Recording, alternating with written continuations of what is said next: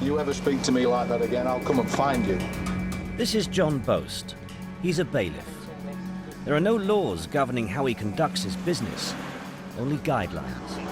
I'll put the phone down, I'll put a brick on you. Bailiffs are paid on commission, and they chase 2 million debtors each year. And their bloody checks bounced. They can have you up in court and you can do 30 days nick for that. If I want, I can push this.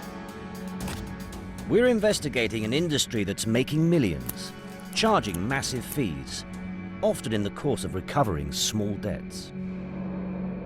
My run-ins with bailiffs have been easily the lowest point of my life. Tonight we go undercover to expose Boast the bailiff and reveal a hidden story of lies, deception and harassment. There's two knuckles right in Adam's apple where it just drops them down dead. They can't breathe.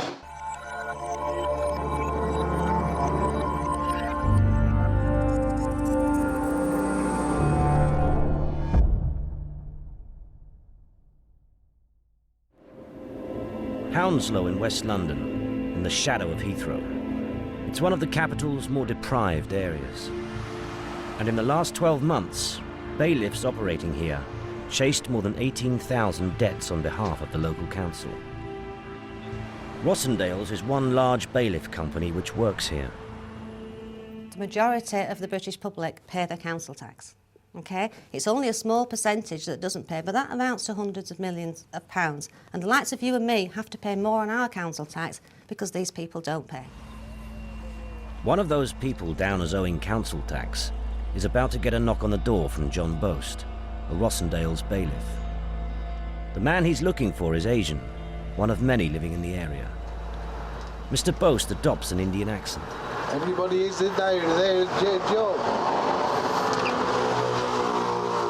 Hello. From the council, mate, about some council tax. Do you understand this? You understand what that is? Yeah. Okay. There's a magistrate's court order. The Brentford Magistrates Court, April the 20th, 2011, ordering full payment of this sum. 1332. Or seize the goods. Mr. Boast wants to recover over £1,000 in council tax that the local authorities said it's owed. I will need to come inside and sort that out. Okay, there's a document. He needs to get in to list anything of value that can be seized and sold to cover the outstanding debt. And sort that out. The registered occupant isn't here. A friend has let Mr. Boast in. Although the Asian man who let him in says he's just visiting, Mr. Boast still harangues him. You live here. You live here for 10 days. These other people, they all live here. They're not paying council tax. If they don't pay council tax, this is what happens. That's it, finished. I don't know whether they do this in India or not, but from my experience, if they did this in India, they'd come in with a big stick and they'd put you against a wall and stand there and shut up. There's a national code of conduct which every bailiff has to comply with and which also applies to most large creditors, local authorities, government departments and that sort of thing. And that lays down principles of good practice that they have to follow and also detailed rules that they have to comply with. The government's national standard for enforcement agencies says agents must not discriminate unfairly on any grounds, including race. Have you noticed? No, that... All the garages these days are owned by fucking Packies, and Packies won't clean toilets.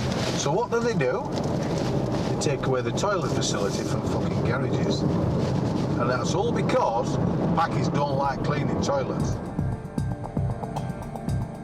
the person recording Mr. Boast's comments is someone working for exposure. He's applied for a job as a trainee to find out what actually happens on the doorstep.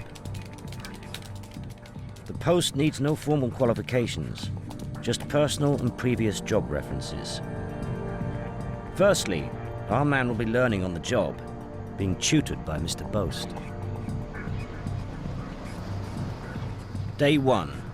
Our undercover reporter has been told to go to a B&B in Hounslow to meet up with his trainer. Mr. Boast, a former builder, has worked for Rossendale's for over 3 years. Hi, John. Joe, nice to meet you, mate. How's it going? How you doing? Good, thanks. It's yours if you can wear Thank that. you. Cheers. He hands over an identity card and training begins. We're not supposed to work Sundays, but I went out Saturday and Sunday getting rid of all the shit that I have all over. It's only 2 minutes into the first shift, and Mr. Boast has already confessed to ignoring the codes which restrict working on Sundays or any other antisocial times. Now what I do, I get off my arse at 4 o'clock in the morning and I ride around where there's no traffic. Some of the lads start at midnight. Fucking midnight, and they start and they run it through, and you've got to be very discreet when you're doing it because the rules are 7 o'clock in the morning to 9 o'clock at night. That's the rules. Mr. Boast may bend the rules, but being a bailiff in recession-hit Britain is no easy task. I wish I had a pound for everybody that says to me, oh, must be great for you in the bailiff industry, you'll be collecting loads of money. But it's not like that. You know, we're after the people who won't pay, not those that can't. But at the moment, the country is flooded with people that literally can't pay. The person Mr. Boast is chasing at the house near Heathrow doesn't want to pay either. But any contact between him and the bailiff is supposed to be confidential. The national standard says bailiffs must maintain strict confidentiality and, where practical, Avoid disclosing the purpose of their visit to anyone other than the debtor. But outside the house, Mr. Boast continues to discuss the case not with the debtor, but with the visitor. If I went to India, I'd know about these things. I'd know about these things and I'd pay my way and respect the law. Everybody respects the law. They're not respecting the law. They're ignoring it. They're not respecting it. If they'd been respecting the law, on the day that I dropped the notice off, they would have contacted me. The national standard also says bailiffs must, Act with discretion. even though Mr. Boast's now loudly discussing the matter in public. If I was in India and somebody dropped a notice through my door, I would deal with it that day. It's a legal matter. This is not personal, it's a legal matter. It wants dealing with. Other industry guidelines insist that a bailiff must always act fairly toward debtors and not pressurize them. But that's not Mr. Boast's approach. He's now got the alleged debtor on the phone, and he's trying to make him pay up. You're indicating to me that the payment's not going to be made. I'm going to arrange for a vehicle to remove the goods right now. I'll tell him I'm not his friend now. No, he's still speaking to you. Yeah, well, I don't want to listen to him. You tell him what I'm doing. Come on. Hello? Pratika. Mr. Boast is calling another bailiff who has a removal van. Hello, lad. Can I just organise a removal, please? But Mr. Boast later told our reporter that he was only phoning a friend, and there's no van on the way. Hang on for this moment. Just a minute. I'm just dealing with this. Just bear with me a second. Is it fair and good practice for the bailiff to pretend that he's ringing up the van bailiff? When... If the bailiff was pretending to ring the van bailiff, then I would say that that was unacceptable. Back at the house, John Boast is piling on the pressure with the threat of escalating costs. If the vehicle arrives, £1,451 will become £2,500. It will cost £500 for the vehicle. It'll cost £500 to remove the goods and take them to the auction. All of that will be added to the bill. There is no central register of complaints against bailiffs, but there are some websites with stories from people claiming to have been their victims. People who've actually been visited by bailiffs, they find the experience very frightening, very oppressive. The bailiff turned gangster and gave the door a hefty shove. I was extremely intimidated. He threatened to punch my partner in the face. She called my wife a lying little bitch. And they talk about these really sort of very personal matters, and often they're very ashamed, and yet they're prepared to discuss it on an open forum like ours. I've just received a seizure order marked for my father's attention. My father died in April. we certainly get some very, very descriptive, some very detailed stories of bailiff behaviour which personally I find really quite unacceptable and certainly contrary to any codes of practice or what I would say any sort of decent ethical standards. I'd just been admitted to hospital with a suspected heart attack. The bailiff turned up without warning. Things got very out of hand. He was aggressive and bullying. Rossendale is a company that comes up pretty often on the website, and of course one has to say that if these companies come up on our website, it generally isn't because they're being praised. You know, and I know we feature heavily on those websites, but you know, we're bound to. We're one of the biggest companies, one of the biggest bailiff companies in the country. You know, it's inevitable that, you know, people are going to post things about Rossendale's bailiffs. But, you know, the facts say that we dealt with more than 400,000 cases last year. And, you know, the ratio of complaints is less than 0.5%. Councils like Hounslow rely on bailiffs because it's a cost-effective way to recoup the money they are owed. Rossendale's has contracts with nearly 150 councils.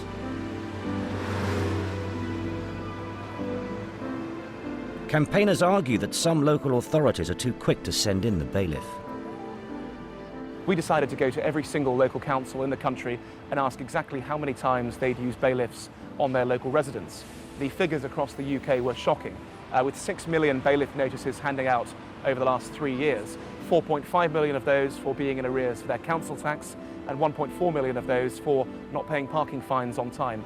Well, let's be clear, this is big business.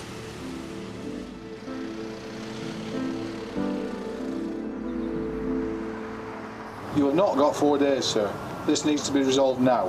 No. What I'm yes, saying, yes, like, yes. Give me time so that Hello. I can speak with them.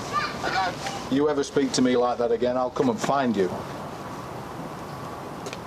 No, what I'm saying, like, just give me time. I speak with them and I'll sort it out this. No, I think this gets resolved right now, or goods go. No, Everything. I'm saying, like, just give us no. time. Listen, look at me. What's these? No. No, I know No. about that. I know about that. No. You're wasting time, sir. Get on the phone and raise money. That's what you need to do. Make a payment.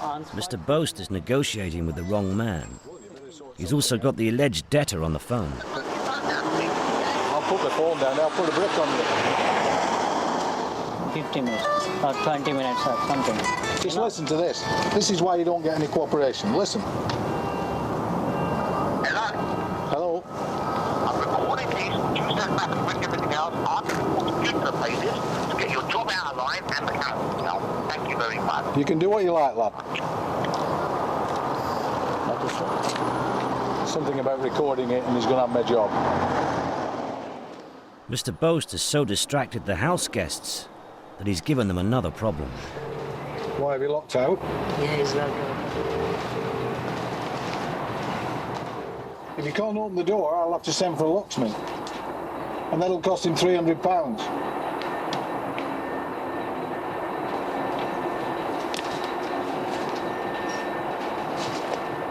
It just gets fucking worse, these fucking idiots. It just gets fucking worse. You should be able to get through there now. Okay, now get through, you fucking little wimp. Go on, get in, you. Go on, kick the in.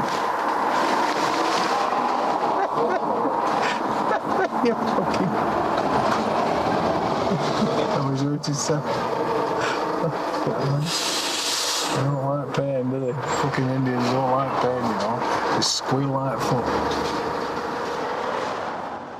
Following the relentless pressure, the house guests eventually paid Mr. Boast £450 on behalf of the man living there.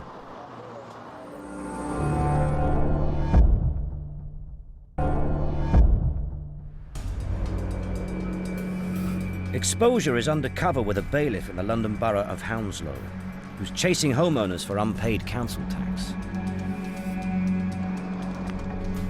The camera is concealed on his apprentice, the man he's supposed to be training, who actually works for us. John Boast works for one of the largest enforcement agencies in Britain, Rossendale's.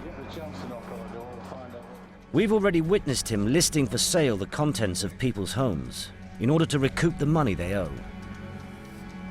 It's a process known as levying.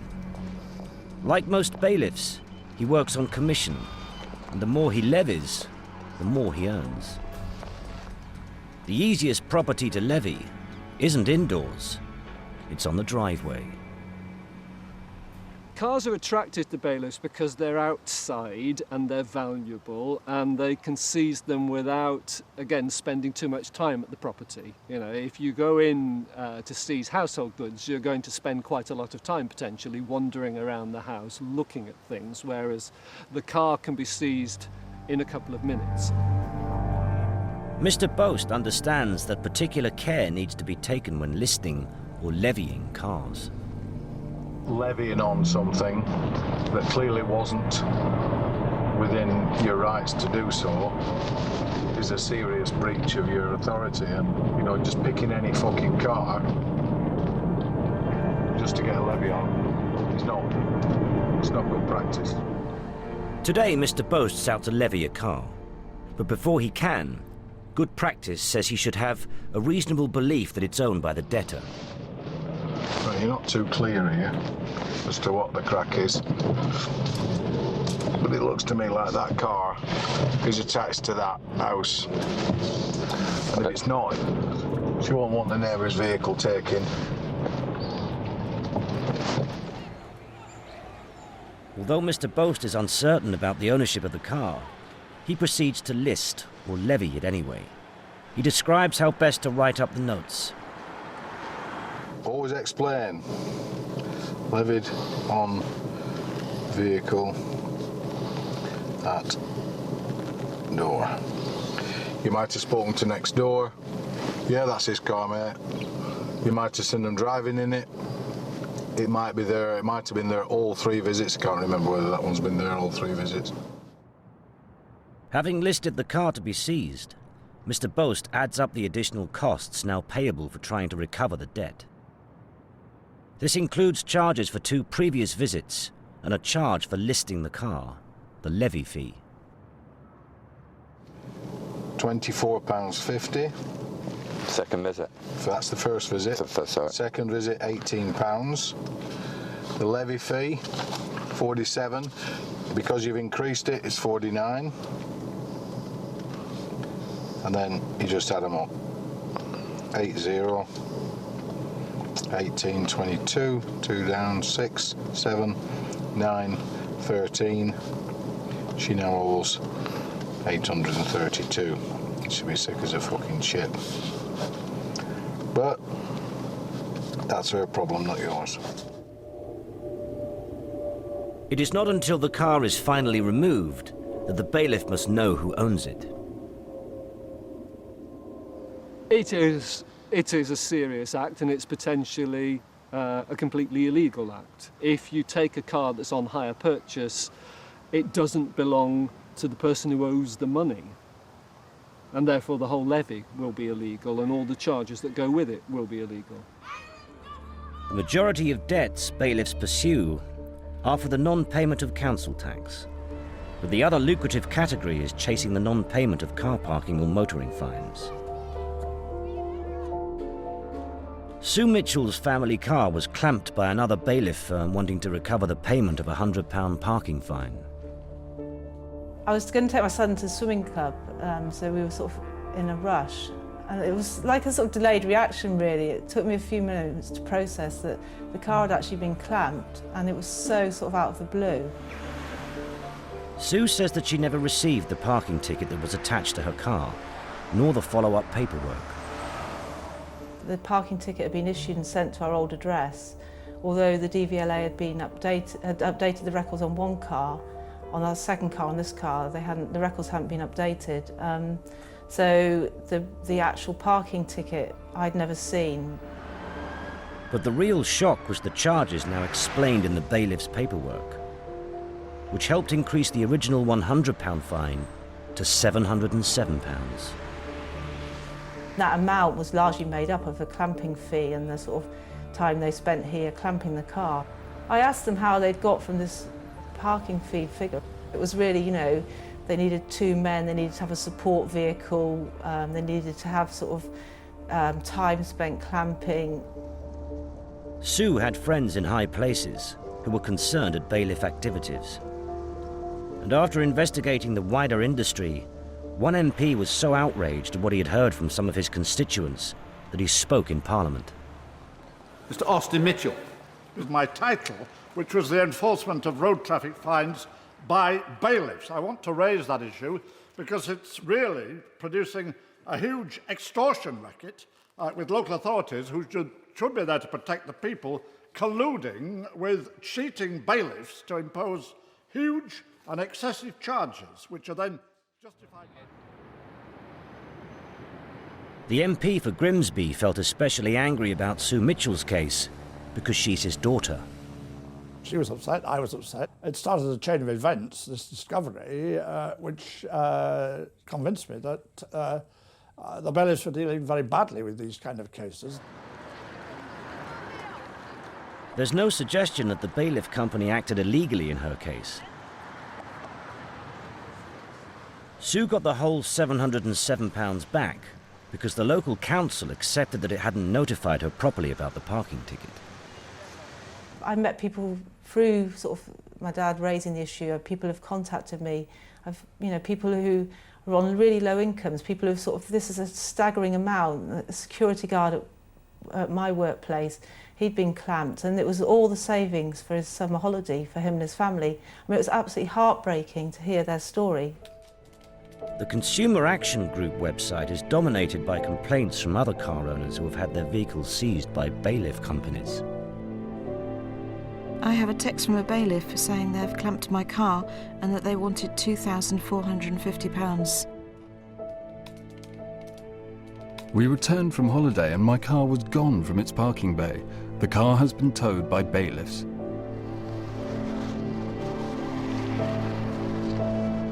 It's 5 in the morning in Hounslow, and John Boast, the Rossendale's bailiff, has already been putting in the hours.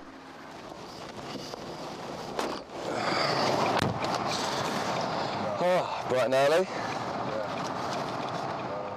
What time did you start? Just been to Twickenham. There was one fucking call in Twickenham. So I did that. I've just fucking got back. Most bailiffs can call at any time of day. The guidance in the national standard is they shouldn't come before 6 a.m. in the morning or after 9 p.m. at night, unless there's a very good reason. Early mornings in Hounslow are when Mr. Boast can pull off a lucrative scam, racking up as much commission as he can by visiting as many debtors as possible. By getting up early, he can avoid both the people and the traffic. Personal visits are meant to give the debtor a chance to settle the bill. If the debtor isn't at home when the bailiff calls, there can still be a charge. Mr. Boast makes his money by taking a series of commission payments on charges. The most profitable commission element comes from listing or levying goods for removal. So what do you get out of that? You get 5 bits of payment. And it all adds up probably to 25, 30 quid. Now, if you're getting them all the time, 10 of them is 300 quid, 100 of them is 3,000. I get between 80 and 100 each time, each month. In order to do that, he doesn't want to stop and waste time with doorstep chats. On another day, he has some further advice for his trainee. If you're delivering a letter early, you don't knock. You just creep down the fucking driveway, slide it through the door. Don't put a time on. You don't put 0400. You just put the date and slip it through the door. The purpose of a visit is to get into the property. It's not just to turn up and deliver a letter. Debtors are charged for Mr. Boast's visits. £24.50 for the first one, and £18 for the second. And it seems that little will stop Mr. Boast from delivering his letters. He said he's going to climb over the wall. He's in. I can see him down there, walking through the bushes. It's techniques like this which can unfairly increase debtors' charges that people find so infuriating.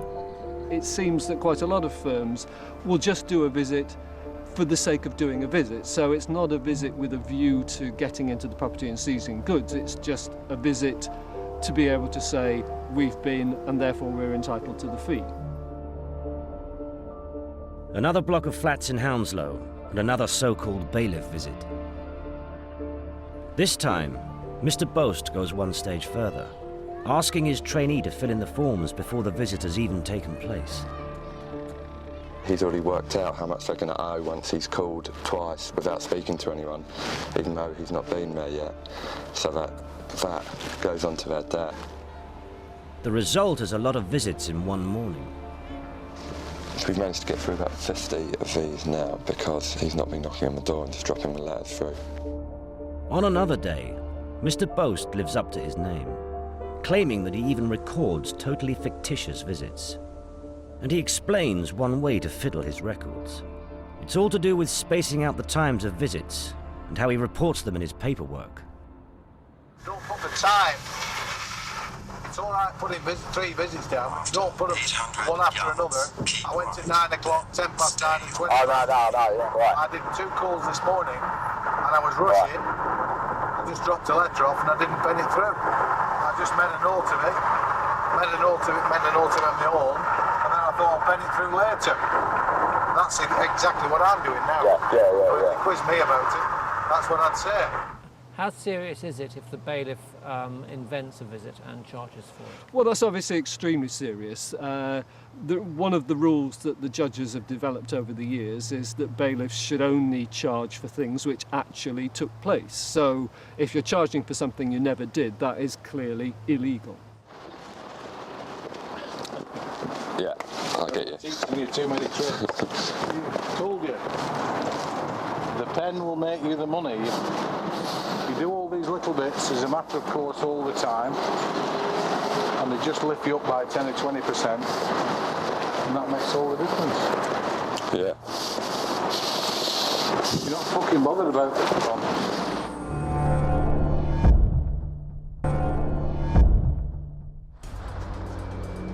Exposure's gone undercover in the world of the bailiff, and our man's got a job with one of the industry's leaders, Rossendale's. Senior bailiff John Boast, a former builder, has been assigned by the company to train him. Mr. Boast thinks he's got a physical advantage when dealing with debtors in the Asian communities of Hounslow. You've got to develop some of this. They realise, Indians realise it more than anyone, especially when they're fucking military. This works a fucking with Indians, especially Pakistanis, Indians, Pakistanis. This is, to them, you're a colonel. To them, you're a colonel. Old army style, right? To them, you're a colonel. And normally a colonel's got a fucking stick in his hand. And he beats the bastards to fucking, you know, if they tell lies or disrespectful or anything, they're just fucking in their own country. They're just fucking with them. And this works fucking wonders. Some of those chased for council tax by the likes of John Boast need to be treated with far more tolerance and civility. That's because they may be pregnant, unemployed, and perhaps even more vulnerable and therefore less able to pay. The government guidelines say how a bailiff should deal with such individuals. The national standard says the potentially vulnerable include people with disability and the seriously ill. And that the use of discretion is essential in every case. Again, there are plenty of complaints to be found on websites describing how some vulnerable people say they've been mistreated by bailiffs. My wife is undergoing counselling, but the bailiffs started doing their thing, one threat after another. The experience that people have with bailiffs is incredibly detrimental to people's mental health. We know that people with mental health problems are much more likely to be in debt and therefore much more likely to come across bailiffs. One person entitled to a softly approach is Matt Whale. Last year he was involved in a near-fatal car crash, which left him with serious brain damage. He says the injuries made him forgetful and were to blame for a succession of parking tickets and for his poor record in paying on time. Because of his ill health, the council had reduced some car parking charges, but it still asked bailiffs JBW to chase up others. A variety of methods were used. You'll communicate via text with a reference number and just say, please call JBW now, or a bailiff will be round, basically. Or there's another one they send saying, please call JBW now, or your account will be passed to a bailiff. In March, Matt told JBW about his injuries, but a week later the bailiff company took action against him for another council. This is an email I wrote to JBW after a gentleman came to clamp my car in the middle of the night. I've just woken up at 2:20 a.m. on the 24th of the 3rd to find a bailiff clamping my car. I tried to call him straight away to explain the situation but had no response. JBW contacted him 6 weeks later. It was not a response to his complaint, but a letter, followed up by a voicemail message reminding him to pay. He says he complained again, but that it took a further 6 weeks for JBW to reply and offer him a payment arrangement. He says the experience has left him feeling even more vulnerable. Your heart sinks and you think, when the doorbell rings, it's just like, you think the worst. You think, oh Jesus, what situation is this going to be another £600? Am I going to be threatened? What could happen? And you get to the doorbell and it could just be a postman with a parcel. If that person was my client, then I would be pushing the bailiff company and the creditor very hard to reconsider sending out somebody to enforce against them at their home and suggesting that they look for some other way of collecting the debt if they should collect it at all. My run-ins with bailiffs have been easily the lowest point of my life, or one of. Other than probably deaths in my life, it would be bailiffs. They cause that much aggro. JBW said that it has fully implemented the guidelines in relation to people with mental health problems. It adheres to the national standard, and its communications with debtors are not threatening or intended to be. It suspended enforcement action on 9 parking tickets once it was notified of Mr. Wales' medical condition. JBW was then instructed by another council, which had different operational requirements, and was unaware of his injuries. Those warrants were handled separately, and this led to the clamping of his car. JBW pointed out that the national standard contains only recommendations and does not preclude all enforcement activity outside guideline hours. It said its bailiffs were careful not to visit or disturb Matt Whale outside guideline hours, and that its actions were reasonable, fair and legal. It said that alternative methods of collection are the choice of creditors, not bailiffs. The national standard guidelines say that others who are potentially vulnerable include the unemployed. Mr. Boast is about to arrive at the home of a jobless man, and he's previously done an assessment. He's a bit of a nutter. Right, let's go and see if we can get him to speak to us.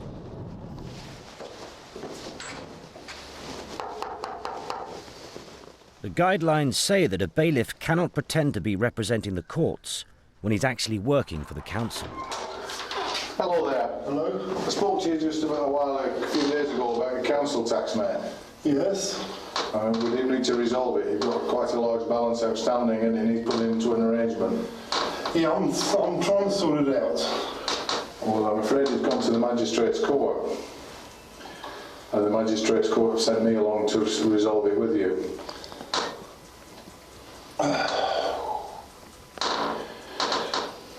Well, I'm unemployed at the moment. Yeah.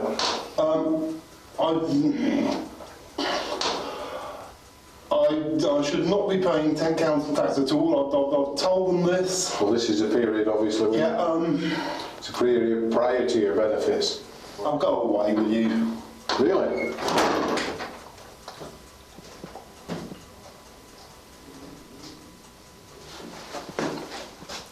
There you go. I told you, didn't I? What the hell would you do with that? The charity Mind became so concerned at complaints about some bailiff behaviour that it commissioned a survey. The results were published last year.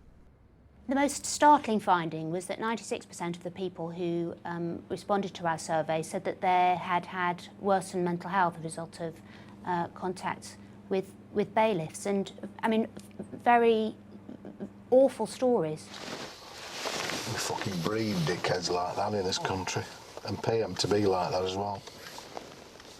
Mr. Boast's filling in details about the man he's just met. D is clearly challenged in the grey matter department. Previously, Mr. Boast told our reporter that the man is unwell, but he's suddenly not so sure. Although in his report he'll ask head office for background social and financial checks on the debtor, he's not so sympathetic now. And do you tick the vulnerable box for that one? Well, I don't reckon he's fucking vulnerable. I reckon he wants to be vulnerable, but who am I? I'm no psychologist. So I ain't going to tick him as vulnerable because I don't know whether he is or not. Perhaps one of the worst and most sobering findings was that about half of the people who contacted us said that they'd had suicidal feelings as a result of their contact with bailiffs. Mr. Boast shows a fleeting moment of compassion. Actually, I'm reluctant to fucking stick notes like this through because this could throw this into a fucking fit of depression for a fucking month, couldn't it? Even so, Mr. Boast still decides to give the man the paperwork that accompanies the visit. Right, we'll go and post him this through the fucking door and he'll light the fucking fire with him.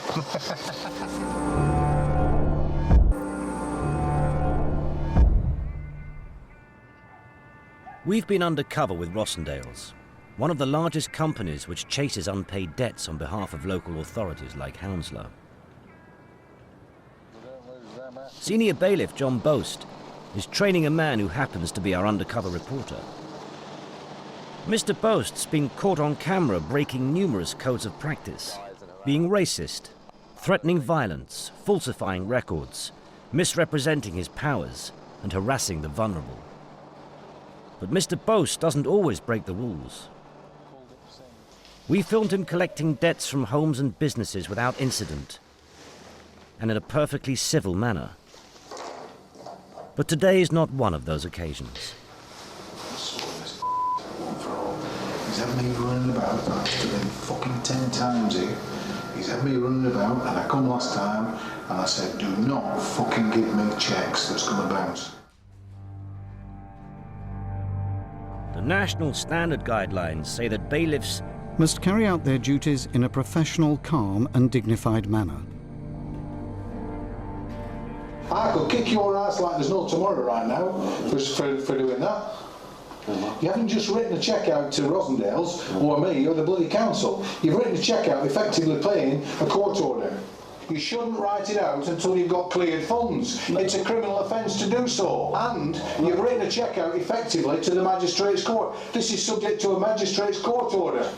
They can have you up in court and you can do 30 days nick for that. If I want, I can push this and tell them it was intentional. Mr. Boast's threats include the suggestion that he's in a position to get the debtor jailed. Hounslow Council said that it's appalled at the allegations about John Boast and takes them very seriously.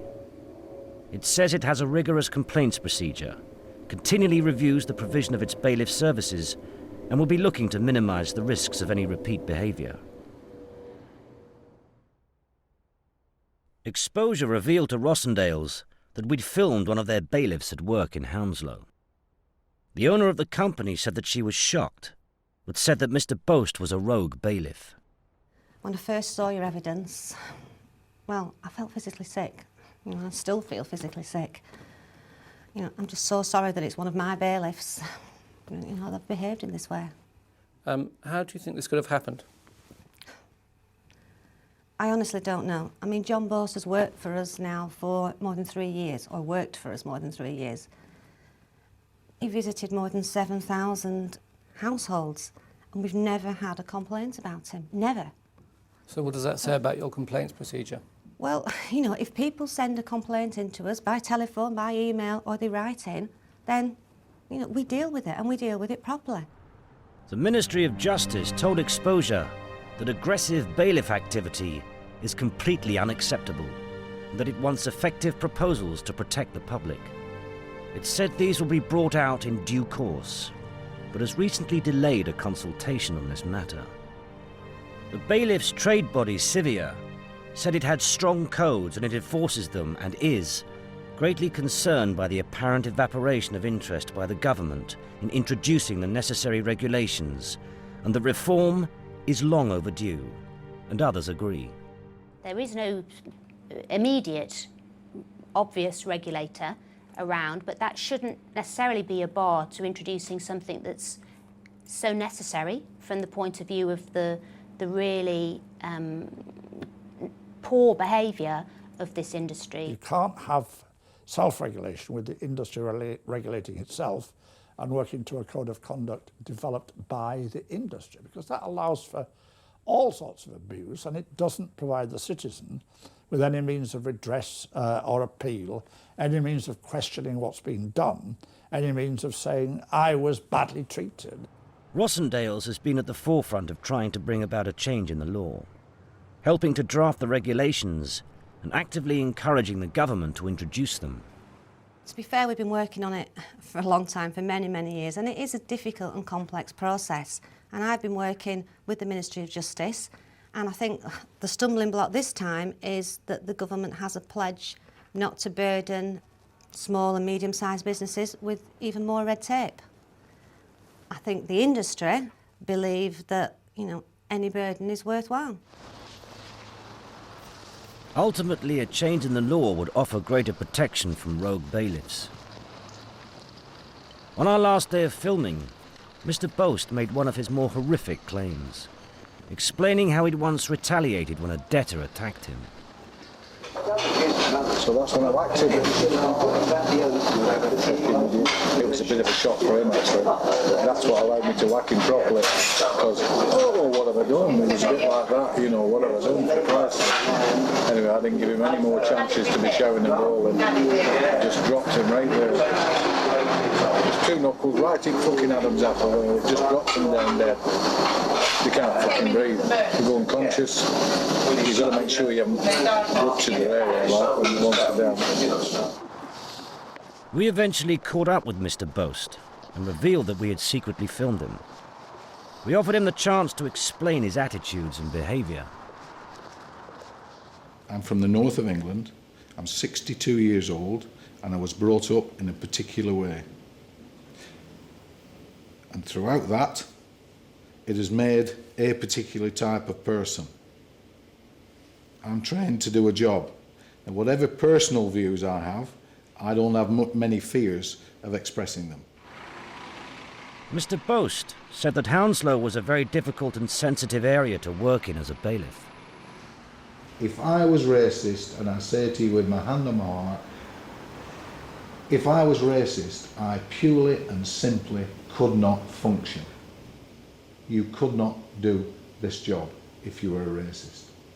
It is the worst area, one of the worst areas in this country to work, in terms of aggression, in terms of levels of debt, in terms of difficulties, just purely and simply answering the phone and somebody says, I'm Jimmy Cricket from Wongaland. You can't understand even their name and address. He said he'd acted out of character as he was with a trainee. He said he had an unblemished record with no complaints. He denied he'd threatened debtors or been violent. I conduct my duties in a compassionate but realistic and a wide-awake way, and where there is a requirement for compassion, they will get abundance of it. Where there is obvious abuses of it, I don't allow my activities to abuse them. All I can do is recognise it and not let them get away with it. That's all.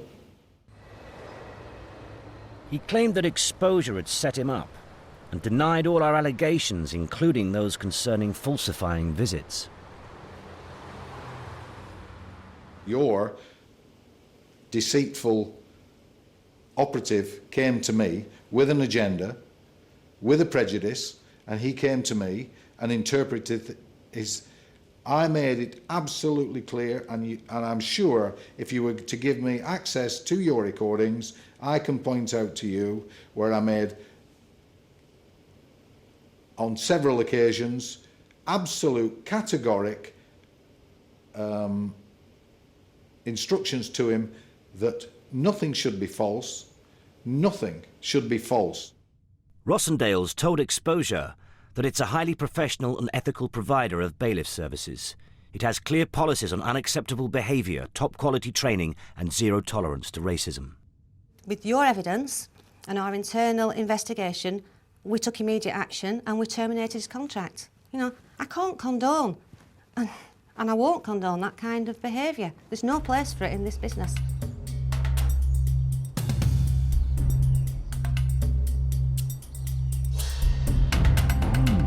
It was a busy week in the headlines, and if you missed it, Louis Spence sprinkles his stardust along with Spurs boss Harry Redknapp on that Sunday night show next.